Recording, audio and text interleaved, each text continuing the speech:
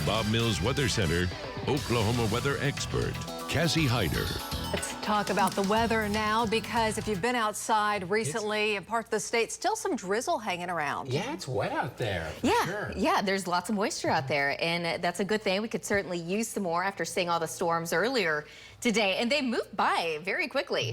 They were rushing at about 50 to 55 miles an hour to the north and east. So we did get some storms, but they moved out of here very quickly. Now, we do have some very light rain and drizzle kind of developing in behind it, even here in parts of the metro, but primarily, yeah, in central Oklahoma. You can kind of see that here just to our south and east, and that's moving off to the north. So where you're seeing that green, there's pockets of drizzle that are coming down a little bit more heavily. But so far in Oklahoma City, picking up 2/100ths of an inch of rain. And just like the past several storm systems that we've gotten, all of the rain falling along and south of I-44. That's a big problem. Now, not a problem, obviously, for southeast Oklahoma. They're completely out of the drought, but we still have that high and exceptional drought in parts of western and central Oklahoma.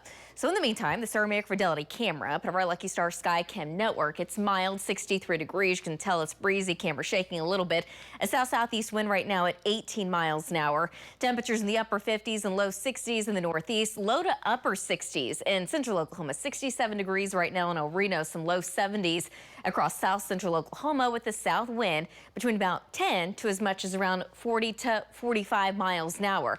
This wind is going to be picking up overnight tonight, and it's really going to as we get into tomorrow, and eventually that wind's going to be shifting to the west. So for the time being, we have a wind advisory, but I certainly expect that to be upgraded as we get towards the early morning hours in the morning tomorrow. So tomorrow, again, wind gusts between about 50 to 55 are certainly going to be a possibility in western and central Oklahoma.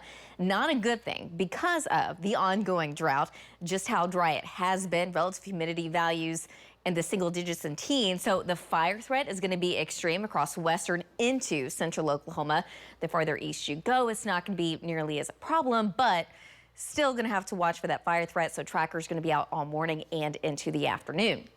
So the big picture kind of showing that big time storm system out to the west, sending that wave of moisture our way, but again, primarily for eastern Oklahoma. So overnight tonight and into tomorrow morning, there's still a slight chance we do get some rain, maybe some isolated storms in the central part of the state, but the higher chances will stay in eastern Oklahoma. And with that being said, I think by about mid-morning tomorrow, some of these storms, if they do develop, they have the potential of becoming severe. And at that point, we would have up to golf ball size hail, wind gusts of 70, a very, very low tornado threat. But I think that severe threat is shifting farther and farther into eastern Oklahoma. So it's going to take some time before we do see a good rain and storm, especially across the west. We certainly need it, but I don't think that's going to be the case over the next couple of days. So tonight, we're only dropping into the 60s. So temperatures really not moving a whole lot. Upper 40s and mid 50s eventually in the northwest. But tomorrow afternoon, that wind shifting to the west here eventually. 73 degrees for an afternoon high. It's going to be nice temperature wise, but